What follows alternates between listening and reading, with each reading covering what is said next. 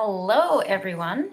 My name is Nicole from Daily Ritual. I teach on Sundays elementals, which is I wouldn't say basic. I mean, it is definitely beginner level, but there's always the option to level up if you want. I quite often will offer variations depending on your level and whether that be energy or how long you've been doing it. I am going to be talking today a little bit about roots. In my practice, I've had to change a little bit of how I move due to new information, I guess you could say. I did ballet most of my life, so I was very used to being on the balls of my feet. But didn't have sort of the same engagement. So we're going to sort of talk about how if we have strong roots, we have strength and balance. And if we apply this in our practice, then we're able to, just through muscle memory and habit or routine, our body will just sort of take care of itself. So we're going to work a little bit with the toes and the feet. So to start out, you can be seated in a chair. I actually might pull up a stool here so you can sort of see. We're going to be talking about these things. So in the movement practice that I do, which is a mixture of things, but it has bowspring in there as well. A lot of what we do is finding engagement in the feet so that it can go up and it ties into the front and the back line of the leg. So you'll hear us say things like hero or drag the top of the foot towards the shin, press into the mat. But before we get into some of those details, let's just wake up the feet a little bit. So I want you to just take your thumbs and just place it between the two pads in your feet. And this is called tacoing your foot, or just giving it a delicious massage. And what you're trying to do is sort of make the top part of your foot full. And just kneading in the bottom there, the two thumbs in the center, just trying to find that length through the top of the foot, as well as create a bit of action in between the pads. And then just kind of work your way, sort of just get to know your foot a little bit. Give the toes a little wiggle.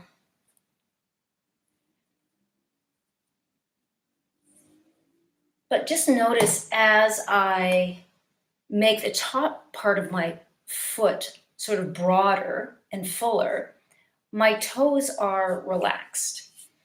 You'll hear us say strong feet, soft toes. For my dance, a lot of tension would come out in my hands and in my toes. So quite often if I'm focusing on something new, I'll have to give myself that little reminder of relaxing the toes. So as you're just waking up the foot, going up and down into the heel, let's give it a little bit of a wiggle. I also like to kind of take each little bone and give it a little wiggle.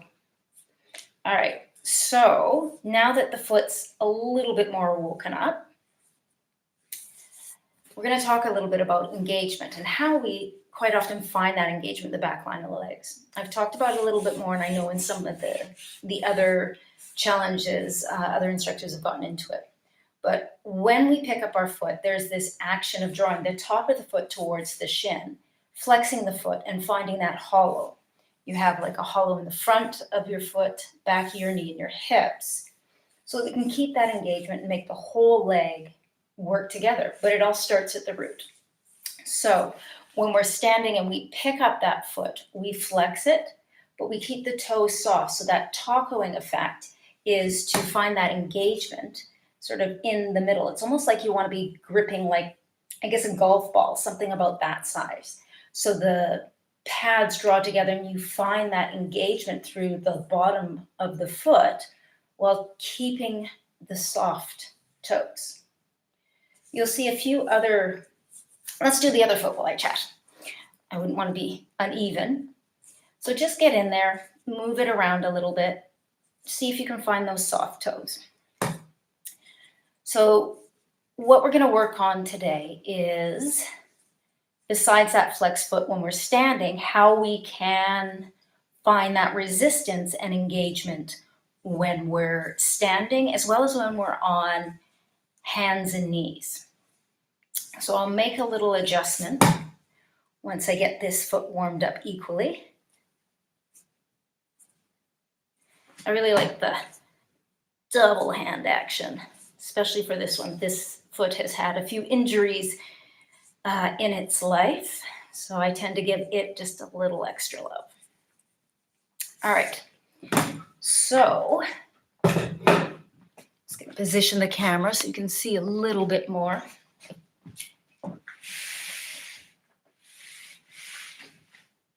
All right, so when we're on hands and knees, we can find that engagement by pressing the tops of the foot into the floor and drawing it forward, the same that you would as you draw the top of the foot towards the shin. And as you notice, it creates an engagement. So as soon as I press in, my hips are drawn back. We can push our knees out, draw our heels in to find the other activations in our paws, in our feet, and then just relax. We also will sometimes be sitting back on our heels. So if you just sit back on your heels, there's no engagement in the legs whatsoever. If you lift your hips, find that engagement, then place the hips down. You can feel from your feet into your calves, all the way through the back and into the glutes, which is when we start to use the rest of the body. But that dig drag, whether it be on the top of the foot or when we're standing, which we'll try next, it helps us find engagement through the glutes and helps us move as a whole. So when we're standing, I think I'm going to bring you a little bit closer so you can really see the foot. All right, so if I'm to stand sideways, you can see that as you rock back and forth, when you go back on the heels, you kind of lose your balance. Whereas if you put your weight into the paws of the feet, you can feel a little bit more strength. Like as soon as I put the weight in the paws of my feet, I can feel the back line of my legs. Next thing is this big toe. So when you're standing, if you create that same action with your big toe that you do with the top of your foot, that dig drag, doing that creates the engagement that lights it up as well, and also allows you to, like, the rest of the pinky or the rest of the toes will kind of fall into place. So weight in the paws of the feet, create that little hook with the toe, and just notice the engagement that you find in the back line of the leg. And now bend into the knees, root the hips back, and press the feet down into the paws of the feet. You can see my heels are just slightly hovered, just enough to get a slip of paper under the knees, or under the heels rather. And as you push out, you can find the engagement through the sideline of the leg. So just again, try that, going back and forth. See how well you can balance sort of on the back, on the heels, and then little hook of the toe, hovering the heels, paws push down and out, and just notice that. Just in this standing position, you can feel everything firing up. If you had a gentle pulse to it,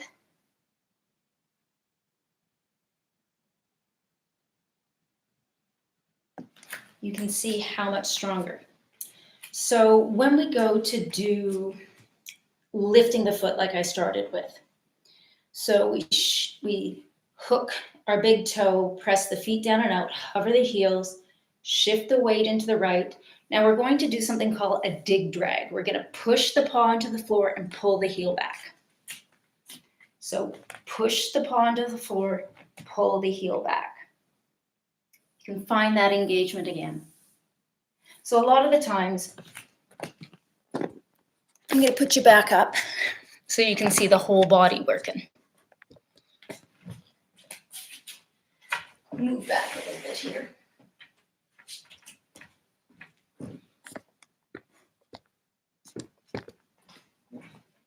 All right, so the side view on that is, again, find that hover of the heels, weight in the paws of the feet, hooking of the big toe, fire up that group of muscles. We're going to press the feet down and out, bend into your knees, root the hips back. And then just to find some fullness, why don't we just do a globe hands and just connect all the fingers like you're holding a beach ball and just kind of find that lightness, that broadness. I think it was Tara that did some of the work on how to find the lightness through the rib cage to allow us to find the length in the neck. So bend into the knees, shift the weight into the right, dig the paw into the ground, pull the heel back, keeping that paw connected, then shift the weight into the left. Dig, drag the right, shift into the right, dig, drag the left. Now we'll incorporate the flex. So as we flex, the top of the foot pulls towards the shin, the toes stay nice and soft, almost like you're trying to hold a little ping pong or golf ball there. And the other thing is the heel draws back towards the glutes. We covered that last week when we were working on the glutes. Place the paw to the ground, find that hook, shift the weight, dig, drag the right, push the knee forward, find that flex, pull the heel back, soften the toes. We do this action as like a warm-up for some of the larger things that we do, but quite often we'll do a little more advanced, pressing the hand into the knee. And as soon as you start to engage and add the layers, you might notice that, as you can see, my toes start to do weird things. Just reminding yourself to relax the toes, flex the foot, draw the heel back, push the hand into the knees, and then down. Shift the weight into the left, dig, drag the right, find that flex, soft toes, draw the heel back, hand to knee, hinging at the hips, soften those toes, and then place down. So this one here, earth pose, is also a really nice one. The feet can kind of still stay active, letting go of the heels. You could maybe let go of as much activating through the feet and just sort of give yourself a little bit of a rest. It's also nice to kind of give a shift from side to side like we did last time. But that's what I wanted to sort of get in today, is how important our feet are. They take us places and we often forget about them. We shove them in shoes that look nice. You know, we create blisters when we go on hikes, but trying to find that engagement. And this is something that you could do when you're washing your dishes. Just find that little hook, feet hip width apart, little dig drag of that little toe, or sorry, that big toe rather. And then press the feet down and out. Just that, and finding a little bend in the knees as you're washing the dishes, as you're brushing your teeth. Just get used to using your feet to find that engagement. I hope you have a beautiful Sunday. I'm going to go out, I think, for a lovely little hike in this sunshine here in Nova Scotia. I am teaching today at 12 PDT for West Coast folks, and then here in Atlantic Canada, that's 4 p.m.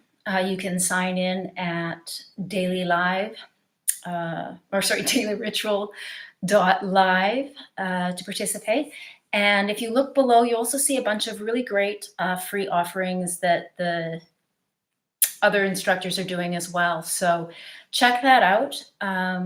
I hope you learned a little bit today, and that you have a beautiful Sunday. Take care.